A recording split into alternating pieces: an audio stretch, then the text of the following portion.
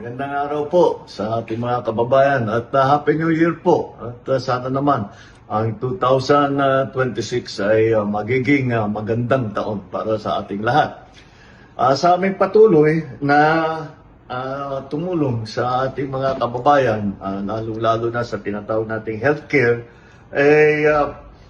inutusan ko po ang PhilHealth na magpatupad ng general amnesty para sa mga negosyante, private employer, mga self-employed na ating mga kababayan na hindi nabayarang kontribusyon sa PhilHealth. Alam naman namin na yung 3% na binabayad para sa PhilHealth medyo na buwan-buwan ay ramdam ng ating mga kababayan. Kaya gagawa po tayo at pinutusan ko po ang PhilHealth. Gagawa tayo ditong taon na ito, 2026, ang tinatawag naming one-time waiver para sa interest ngayong taon 2026. Bibigyan natin mga employer na 1 taon para mabayaran na lahat ng na-miss contributions mula 2013 hanggang 2024.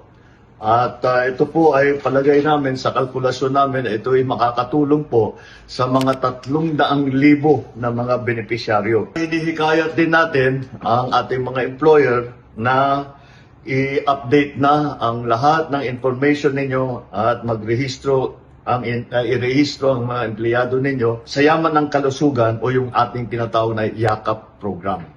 Kaya po, ito po ay patuloy namin ginagawa upang pag-aangin ang dala ng ating mga kababayan tungkol nga sa mga healthcare costs at sa lahat ng iba't ibang hamon na hinaharap ng ating mga kababayan araw-araw.